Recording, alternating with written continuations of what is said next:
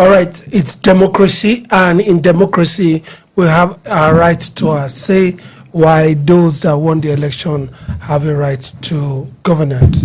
But as citizens of the country, we have a right to what we can say. Aisha Yesufu taking a swipe at the legislators primarily and talking about how it looks as if Nigerians' life don't matter anymore, and that the legislator that's supposed to be a checking point to the executive have joined them in doing what they are doing. Good morning to everybody. Good morning. Good morning, Dr. PK. Piper, good morning. Thank you. Nice to have you here. Thank you. Nice to be back. You went on the weekend to lounge. Will you call that lounging? Well, I was in Lagos and I did enjoy myself. Yes, you went to lounge. Philip, you're welcome. Thank you. Aisha Yesufu talking about the legislators. What do you have to say? Yeah, it was, disheartening to hear that our soldiers are being murdered by insurgents and everybody is keeping quiet as if nothing has happened. Yes, we just realized Nigeria it has become a common thing in this country today that life does not matter. We have mass grief everywhere, mass burial on every other day. So therefore, is it that the legislators were elected to represent us, to protect our interests? Have they forgotten, what their primary function is? And this is why Aisha Yesufu is saying that, look, this National Assembly had become not only, passive, but is being controlled. That is very dangerous to have such a National Assembly that is passive and controlled to the extent that when things happen, it's only those things they want the public to know that is in the public domain. But thank God for technology and the era we are, the social media. Whether they make it known to us or not, the informations are also, they are out there for everybody to consume. So the issue of the National Assembly keeping quiet over what happened in Brunei to the extent that 82 division of the Nigerian army was attacked, coordinated, and some community that the bandits were searching for soldiers who were hiding in the village, brought them out and killed them. And the National Assembly had not deemed it right. These soldiers, for crying out loud, these are fathers, brothers, sisters, husbands of persons. They were supposed to grieve for them. Just last week, America lost only 4 of their soldiers during the attack in Iraq, and it was the whole world. America mourned them, and it was well celebrated. Here we are, these soldiers, day and night, we lost soldiers to these soldiers. Nobody made mention of it. Our National Assembly has become so docile to the extent that even if you don't want to make law for any other person, the soldier that you are sending out to protect the citizenry, that you are sending out to fight the soldiers, you should at least cater for their welfare. This is the point Aisha Yesufu is making, that the welfare of these soldiers should be one of the priority of the National Assembly in their function as legislator. Dr. Piper, I mean, it gets to a point where nobody cares anymore. In fact, from the last report that we had, that they were begging citizens from the southeast to join the military. The military was supposed to be a place of honor where you could die for your country. But now, nobody wants to do that. Look at what's happening in Borno. Not just only in Borno, even in Kwara, all over the southwest that we see. And these people have children, wife, family they left behind to follow their country. And somehow, some way, it looks as if their country is letting them down. That's one of the reasons we have voters' apathy. Now the same thing, if it goes into the military, where are we going to go from here? Well, I sympathize with Aisha Yesufu because I wonder, why are you calling out the National Assembly? You know these people are not there to represent Nigerians. I mean, technically speaking, they were voted to represent Nigerians, but they have substituted the national anthem for "On Your Mandate We Shall Stand." We see it. What we are experiencing right now is a mockery of democracy. It reminds me of Fela Anikulapo Kuti. Oh, Fela, democracy, demonstration of crazy demonstration.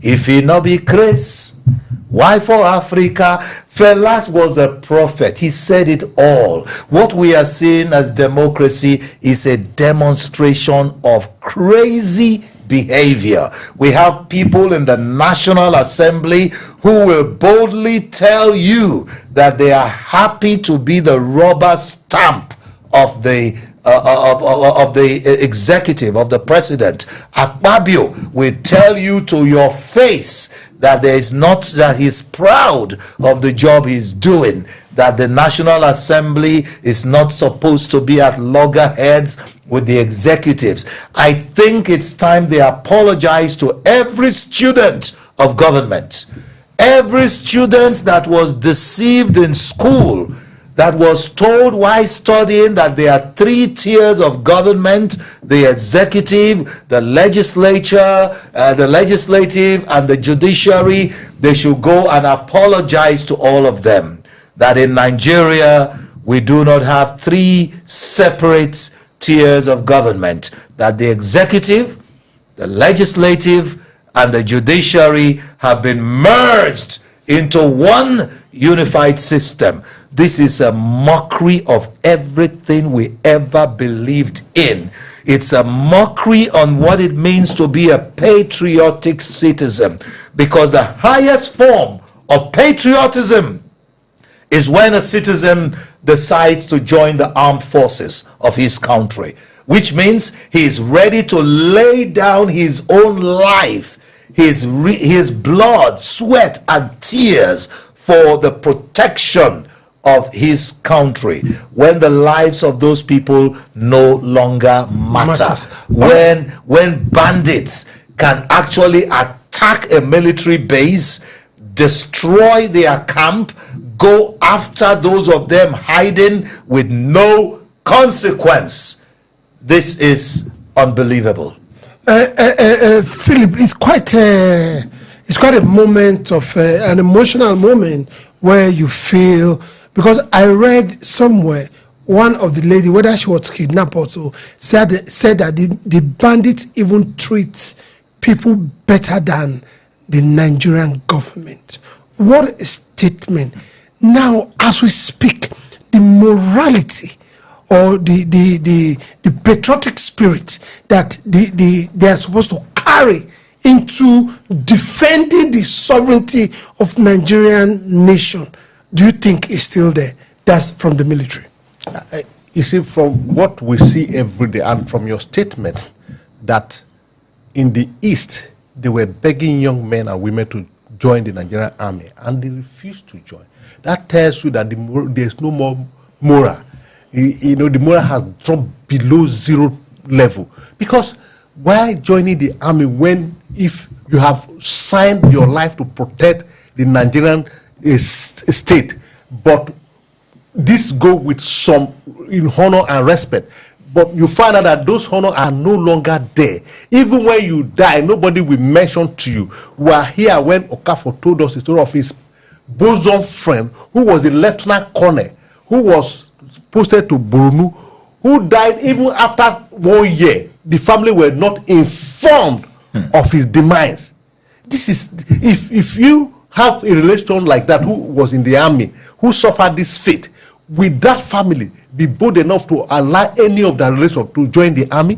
The answer is no. So when you ask me, will people still have the morale to join the army? The answer will be in the negative, because the Nigerian state has not shown any kind of respect for the lives of those who signed to protect the country with their blood. This is what is playing out. It takes Aisha Yesufu to shout that, look, soldiers were killed in Bornu and nobody is talking about it. It takes her to call out the National Assembly that you are being silent over this important issue. You are meant to speak on behalf of the people. You are keeping silent. What are you doing there? They are speaking on behalf of the president. Exactly. So this is the it's problem. not a national assembly, it's a president's assembly. It's an assemblage of people in support of the president. So I don't know why we're still calling them the National Assembly. Please take us out of it. This is not a National Assembly. It is a presidential assembly, an assemblage of people who are there to sing praises for the president. Sorry for taking it off you, because every time they keep referring to these people as National Assembly, it bothers me. We don't have a National Assembly. Let's tell ourselves the truth.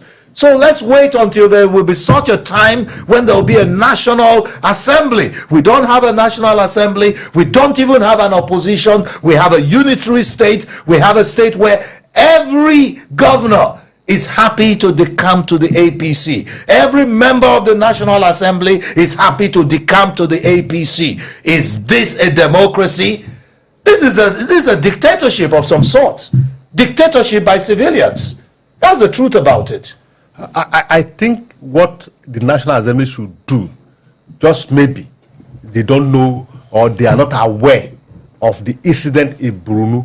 Now that the attention has been drawn to it by Aisha Yesufu, I think the National Assembly should take a decisive step to correct the ills within the Nigerian army, because what Yusuf is crying out for is that the welfare of the Nigerian army is zero, and it's not good for our security system, because the man who is protecting you, if the man is not well provided for, and if the man is neglected, the man will not have that courage to go and fight and protect your interests. But if the man is well catered for, if the man knows that if I die in cause of protecting this country, my family will be well catered for, I will be honored, I will be celebrated, the man will do more. These are the things the Aisha Yesufu is asking the National Assembly to do. It's not much. We the Nigerian people are not asking for too much. Pay more attention to the Nigerian army welfare. The soldiers, especially the foot soldiers, their welfare is paramount. You are not doing enough. That's all. That's all this all about. Do more so that they will be encouraged. That's why you can see that a bandits are attacking a division, soldiers are running to hide. I really wonder, when they say soldiers are running to hide, what happened to their ammunitions? For example, a soldier is entitled to a gun and pallets for bullets. What happens then? Now, it also calls to question the 7 chiefs and commandant of different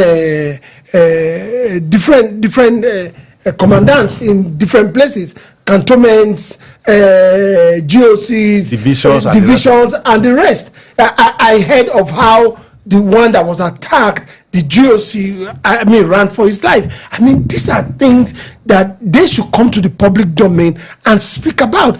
Are we saying that we don't have an aware National Assembly? Sorry to interrupt you. I've already told you that this National Assembly is not a National Assembly. They are not representing us. Now, coming to the soldiers, the top military hierarchy, they are more interested in the oil in the Niger Delta.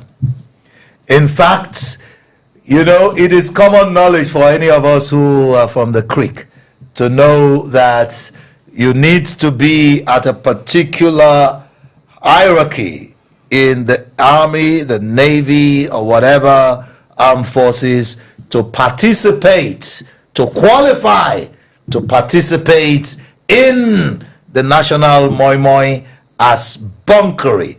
It is impossible for low cadre officers to have the privilege to participate in oil bunkering. Well, in the question you put forward, what happened? A soldier is entitled to a gun and at least ammunition to protect himself first before the nation. You see, what it portends to us is all about the welfare. It shows that they are ill-equipped. When their bosses are busy with oil bunkering, if they are the ones that on the field you said to go and die? And that is one of the reasons why Aisha Yesufu is calling out the National Assembly. What the budget for the Ministry of Defense and the soldier? What is it meant for? How has it been used? What is the outcome? Why are our soldiers running away from battles? They don't want to die. That they are being equipped for. They are not equipped. They are not well equipped. These are the question before the National Assembly. Is it that the budget is not spent what is meant for? Or, I mean, there should be inquiry. That's why I tell you that people should be invited and be questioned. What led to this? Why? How is it? How did it happen? Why is our soldier running away from a battle that they are equipped and set out for? How did it happen that the soldier was able to carry out a coordinated attack and attack them? And there's no signal, no happened to intelligent gathering of the military? No, you are saying that in this world, all these are the questions. No, in this world of technology. Hold on, Mr. Piper. Yeah. We don't have the time, but we'll continue this conversation. And our heart goes out to all the families of those that have been killed, the Nigerian soldiers that have been killed. I really hope that your effort will not be in vain.